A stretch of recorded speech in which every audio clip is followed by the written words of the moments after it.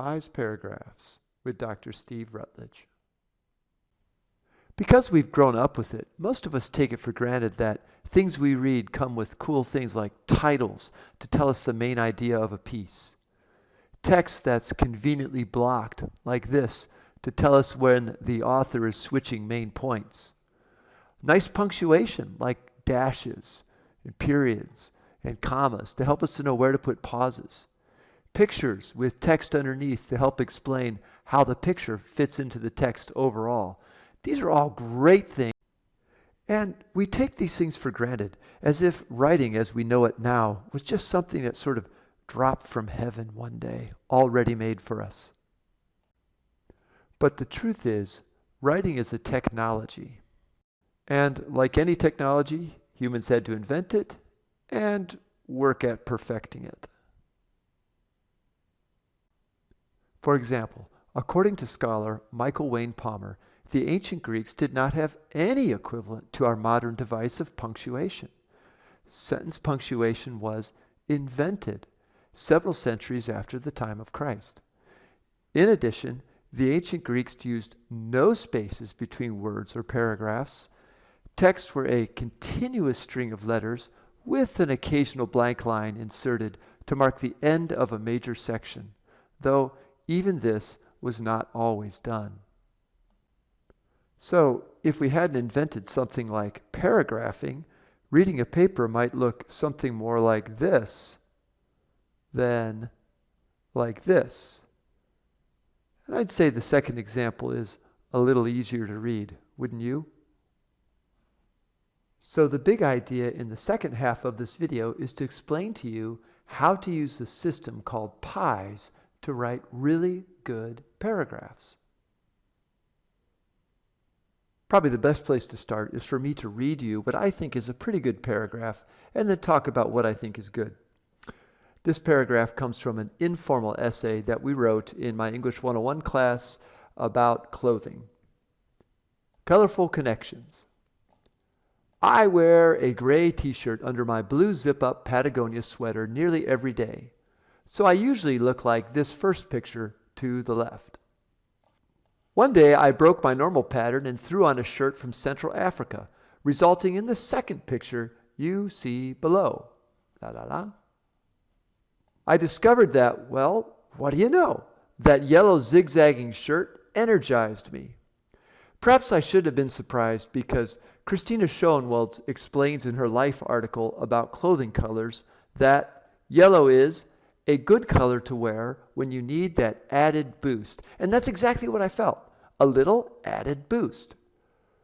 For example, while wearing the shirt, instead of schlumping out of the door to catch the 8:10 bus, I tickle wrestled my 5-year-old son on the couch. Other people felt the boost too. One friend stopping me in the bathroom to chirp, "That's a heck of a shirt." Now, it didn't revolutionize my day, but like having a cup of green tea, it just boosted it up a bit, as Schoenwald mentions. Looking ahead, I will still wear my basic gray and blue, but the next time the sky freezes steely cold and the leaves molder earthy brown and I feel in the dumps, I will splash my emotions with a little colorful shirt pick-me-up. All right, let's talk about what I liked about this paragraph. First, I like that it's all organized around one main point. Clearly, this paragraph is all about how clothing energizes me, right? And so I've got that point right here, and then that point repeats itself with words like boost and different things. Nice job of staying to one point in the paragraph. Next, I like that the paragraph inserts a nice quote from one of the texts we read in class. This quote from Christine Schoenwald. Next, I like that the paragraph explains a little more. It'd be strange if the paragraph just sort of stopped after the quote. So I add a nice little personal example about tickle wrestling my 5-year-old son. I have this nice little example with the dialogue, "That's a heck of a shirt," where this. So after having a point, inserting a good quote, explaining a bit, it summarizes nicely right here. Splash my emotions with a little colorful pick-me-up. It does a nice job of summarizing back to the main point. I don't know if you noticed, but this paragraph used all the elements of PIES. First, it had a point. Second, it had an insert, a quote from one of the texts we read that supported the point. Third, it had explanation. 4, it had a summary. At the end of the paragraph, it comes back to the main point, ensuring that the paragraph stays focused. And there you have it. Point, insert, explanation, summary. PIES. P-I-E-S. So one of the articles we read for our paper on clothing in my English class was in Clothed Cognition from the Journal of Experimental Social Psychology, written by Hadjo Adam and Adam D. Galinsky. So let me show you how I took one quote from that article and then used PIES, P-I-E-S, to flesh it out into a full paragraph. Probably all of us feel a little lift when we wear that new sweater or latest Nikes or that perfect pair of jeans. But one study suggests clothing can do more than just kickstart the soul. Clothing can actually affect how we perform. Now, that's the point, right? So I did the first thing in PIES. I made a point. According to this article, clothing can affect how we perform. Let's see now if I can move to insert, and insert a good quote to support this point. In their Journal of Experimental Psychology article, social psychologist Adam D. Galinsky and co-author Hadjo Adam theorized that wearing clothes causes people to embody clothing and its symbolic power. Now that quote's kind of abstract, but it seems to me that that insert does indeed support the point. So far I have done P and I in PIES. Now it would be really weird, wouldn't it, if my paragraph just stopped there. I need explanation. So let me show you some strategies I used to make that abstract quote something my reader can understand. In other words, they theorized that when we put on a piece of clothing that has a deep association for us, we make that association part of our thoughts and actions. Now, one of my usual first moves in explanation is to put a quote in my own words. It just gives the reader a second chance to understand it. But I have to admit, in this paragraph, I'm still being pretty abstract.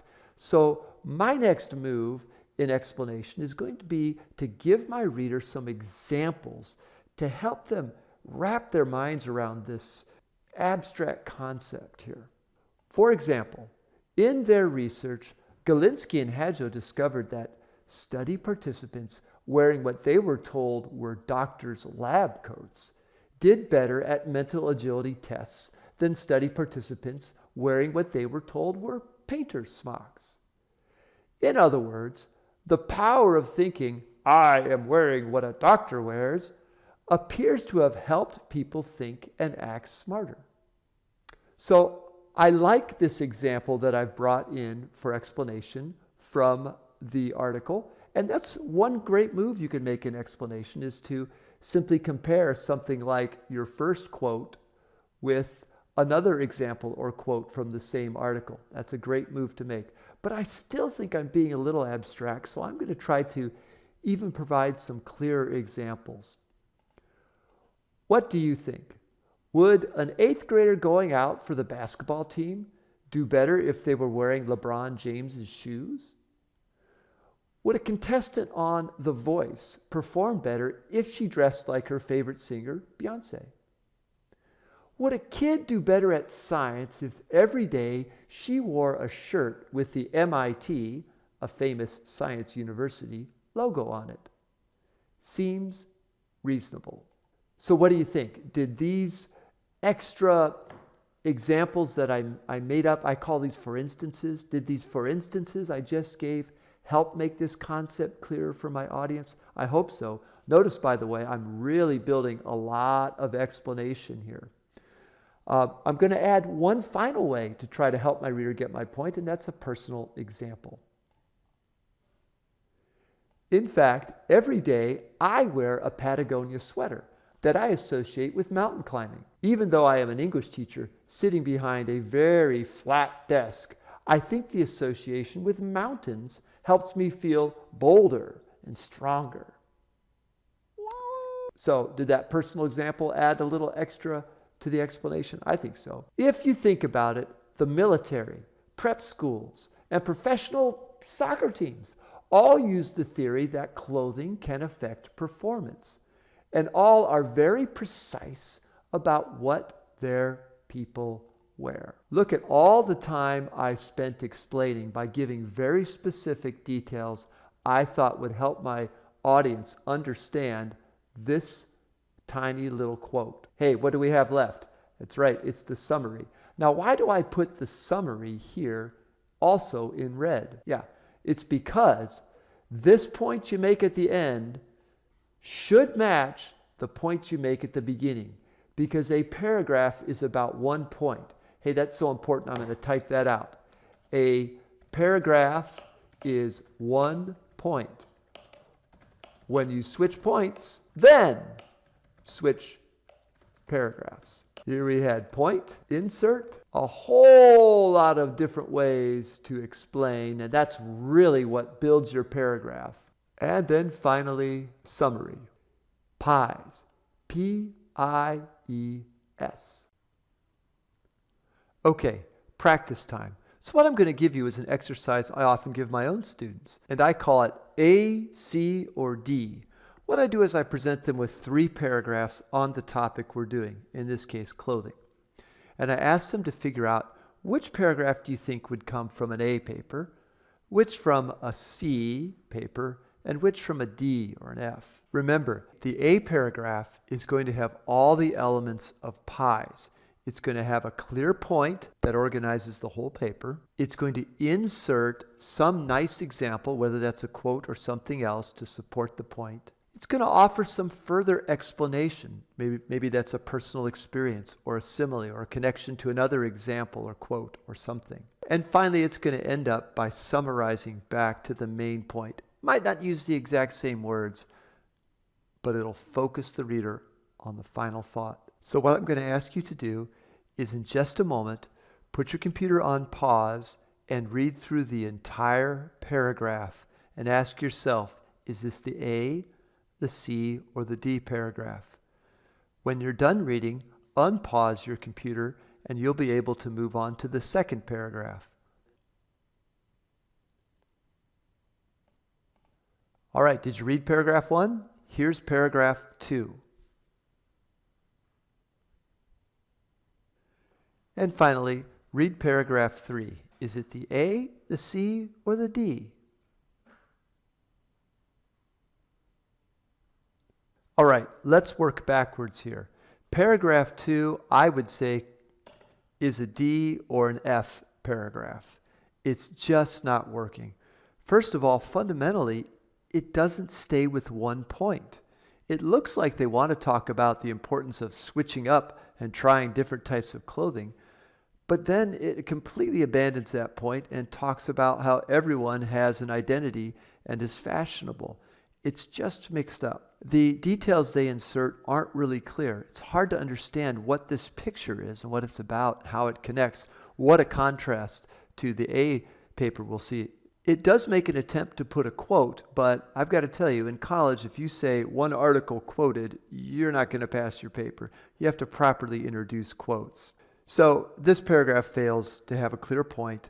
The quote that's inserted isn't that hot. The paragraph doesn't really explain itself much. Here is the C paragraph, and to be honest, I'm not so sure if the whole paper were this thin that it would get a C, but let's go with it for now.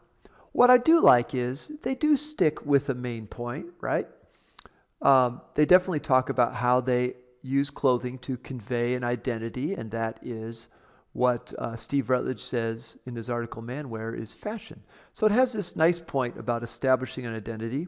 It does make an attempt to add some extra explanation by talking about their own desire to dress athletically and to have that sort of identity. So it's got a decent connection. Is it specific? Is it vivid? Not like the A paper, but it's pretty good. It's there. What I really don't like is the summary sentence. It's definitely true that an important part of me is being athletic. That's kind of a wishy-washy summary sentence that really doesn't connect back to the point. The point here was that everyone is fashionable because everybody tries to create an identity with clothing. That's really the deeper point going here. The point wasn't that that this writer is athletic. So they kind of miss the deeper point. And, in college, we're looking for more deeper analysis than what this provides. So a good point, the details are just so-so, and it really doesn't analyze with the depth that I would expect to see in an excellent or even good paper. Hey, here's the A paragraph. Lots to love here. It definitely starts off with a clear point that they often dress in khakis to show reliable strength. There's our P in PIES. Certainly inserts a nice example. And interestingly, they sort of flip the script here, and they talk first about their personal example as their insert. And I want you to know that's okay. Sometimes the lead insert can be a personal example. And they actually use the quote here more as explanation. And that's all right. You can flip those. It's great to have it there. But they don't just stop there with that explanation. They really go on to explicate what Schoenwald means by Brown by sort of talking more about the UPS driver and what they like about it. And I like the added touch of the cited, very important to cite pictures when you use them also, the cited picture that also supports their point. And certainly they're coming back to the same main idea here at the end. And that's what we've been talking about today. Writing is a technology that began with just words carved on a stone, straight with no breaks, very little indication of paragraphing. But over time, we developed writing into something that's pretty sophisticated. Here's a paper I had to write for a class I took fall of 2018. And I really loved writing this paper. And notice all the different things I'm using, like headers, paragraphing, pictures, captions. And I guarantee you, I was definitely using PIES, point, insert, summary, to make sure my paragraphs made sense and had good details. And that's what all of us want to do when we're writing papers for school, right?